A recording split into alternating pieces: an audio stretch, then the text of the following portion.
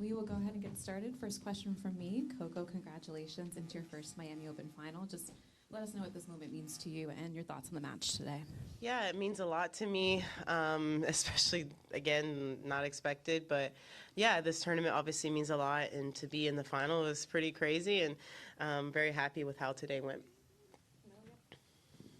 Hey Coco, great match. You seem to have a really good record against Muchova. You've won 12 of the last 13 sets. 6 matches in a row. What do you think it is about kind of the matchup and how you guys match up like against each other that makes it tricky for her? I guess.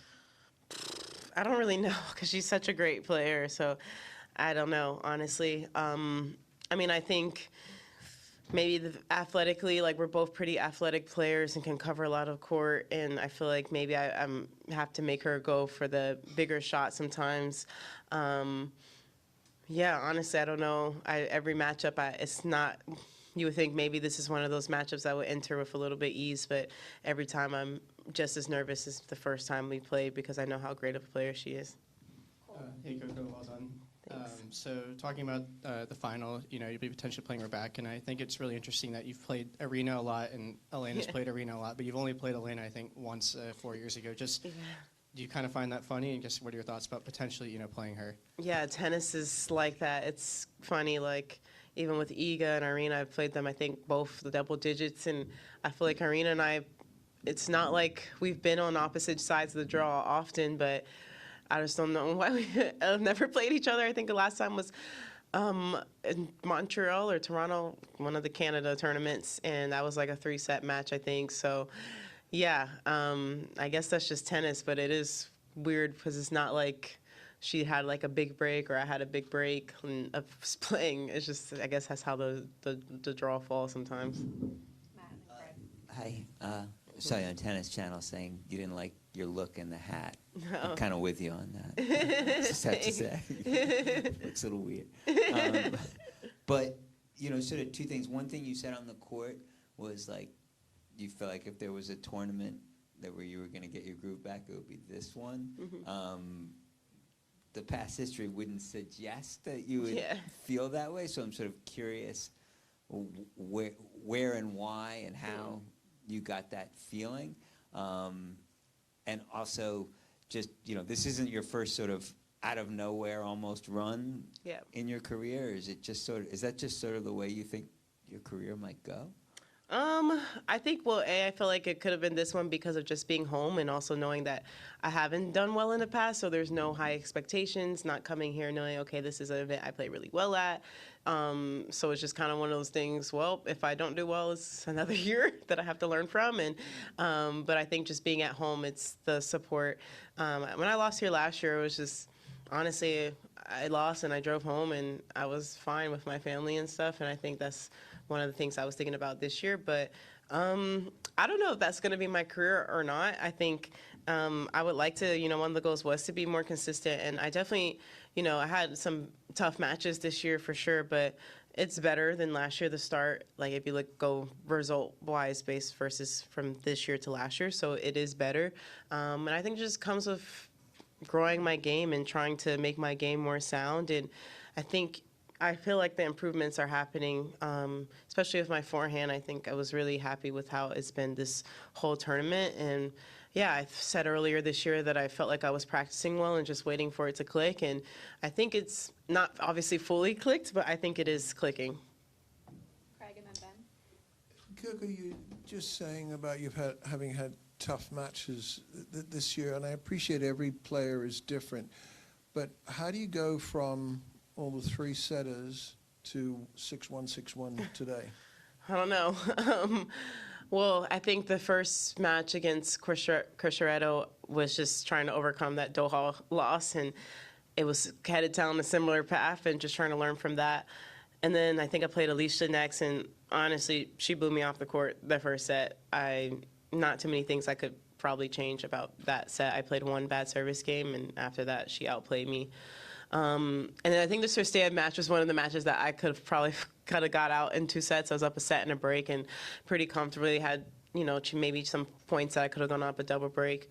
And then Benchik was just, again, every time I play her, it feels like 3 sets. So I don't know why today was 1-1. I didn't expect it today. I came in here to this match, especially after the 2 games we played. It was like 20 minutes for 2 games. So I don't know, but that's the sport. I think it's just ups and downs. Sometimes you play and you do well, and the next day you play bad, and some weeks you know it's just going to be a struggle, and then you enter a match today and you're like, I don't know why the scoreline was this way, but I'm going to take it. Hi, Coco. I think you look nice, whatever you're wearing. Thank you. Thank you.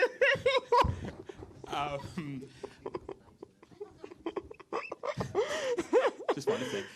I appreciate it. I didn't think I looked that bad. It's not my favorite look, but I don't think that's the worst look on tour. Sideways. Well, it's sideways because, you know, I got big hair, so it's not always slicking back. It's humid out here. Yeah. It's tough here. I know. You said you were washing it, so it's getting lopsided. Yeah.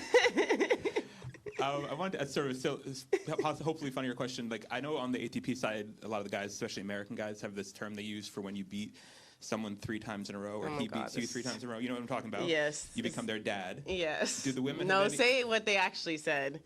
Daddy? Yes.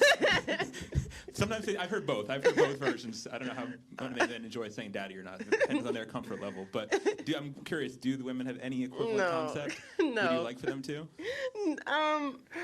I don't think so. We don't have anything like that. I don't know. I mean, guys, I feel like they're able to just, well, I don't know. I feel like a lot of American guys, they're a little bit on the uppier side, so they're able to say this. But for me, I don't think of it like that. But I've also been on the other end of it too, so I don't want to. So I guess like Ego, she beat me so many times in a row, so I don't want her to be considered my dad. But then I was able to reverse it, so now we both each other's daddies. I don't know, but yeah, I don't think there's a term as far as I know among the women. Maybe there is. I don't think daddy's the term. I don't think mommy's the term either. I don't know. Dominatrix? I don't know. I don't know. But I don't want a term because I know I have some matches where I'm on the losing end of that too. So I'm just going to say it was a good day. I'm lucky that I always say against her, I don't know why the matchup is like this, but I'm going to take it, but I don't think it's going to last forever. Hey, Coco. I mean, firstly, I agree with Ben. Thank you. Not for the first time, I'm writing a random piece about a random subject. Yes. And I've been asking players about technical changes they've made and whether they some players don't make technical changes. They say, like Francis said, he hasn't changed his backhand in like 20 years. Yeah. Others do. Obviously, you've had a very public technical change of your serve. Yeah. Just curious about like what the actual process was like. Did you use video when you started to make that change, or were you able to just kind of follow Gavin's guidance? And at what point did it kind of feel like it moved from being like in flux to being your motion, if that makes sense? Yeah, I think. We did use a lot of video and realizing where, the things happen. And I feel like I'm still in that process. I feel like I do it now a little bit right more than I did wrong. But I think it's just trying to remind myself that in the pressure moments. And I think this week was better with the serve for sure. A lot less double faults than before. And obviously I held a lot of the games today and in my previous matches too. But I think the hardest part is not faltering back to something that you have done for 6 years, 7 years, probably me my whole life, and trying to not falter back onto old habits, which is really hard because at the end of the day, when you step on court, you practice so that you don't have to think. But when you're actively like working on something and the way our sport is where we don't have a lot of off time, you have to actively think. I definitely think that I'm thinking a lot less than before. So I think once I get to the point where all I have to worry about is just hitting my spot, I'll get there. And I feel like with my forehand, I'm getting there. I don't think about it too much on the court, and I think it kind of shows that I'm just hitting it where I want to hit it. And yeah, my backhand luckily has always been technically sound, so I never had to change it. I don't recall having to change it much in my life. All right, last 2 questions here and here. After you walked off the court, you signed all those autographs for the kids and everything, and this one girl, who's been 5 years old, jumped up and down, was so excited to sign your autograph, and the next thing she did, she turned to her mom and dad and said, "We got to go home and hit, because I got to practice more to be as good as Coco." Aww. So how does that, like, that inspiration you have, like somewhere in Florida, some girl is hitting just because you inspired her? Wow, that's really cool. I don't know. I always don't take it for granted. feels weird when some people say, every time someone says, I want to be like you, I pretty much always say, just be yourself. And I say that because, obviously there's been a lot of comparisons with me with the Williams sisters and things. And since I was a young age, even before those comparisons was made, I would always say I wanted to be me. And I think, that's the best you can be. You can't be like anybody else. But I was inspired by them. So the fact that somebody else is inspired to follow their dreams because of me is honestly pretty cool. And I don't know, I always feel shocked when someone says that I'm their favorite player because I'm like, really? There's a lot to choose from, but I'll take it. Hey, Coco, congrats. Thanks. Do you feel like an imposter today? And also, give us a matchup on the Sabalenka and Rybakina. I know you got Sabalenka in both your finals of Slam, so it's pretty cool. Yeah. Today I didn't feel like an imposter. I feel like I played some good tennis today, so I'm gonna take my win and with my chin today. And yeah, I'll start with Irina because we played each other so many times. I mean, last time we played, I think, was WTA Finals, and I started that match off great, and I think at the end of the day, I just felt like I was entering that tournament maybe a little bit low on confidence, and I just didn't trust my shots in that moment. And yeah, we've played so many matches, and it's physical when I play her every time. It's going to be tough.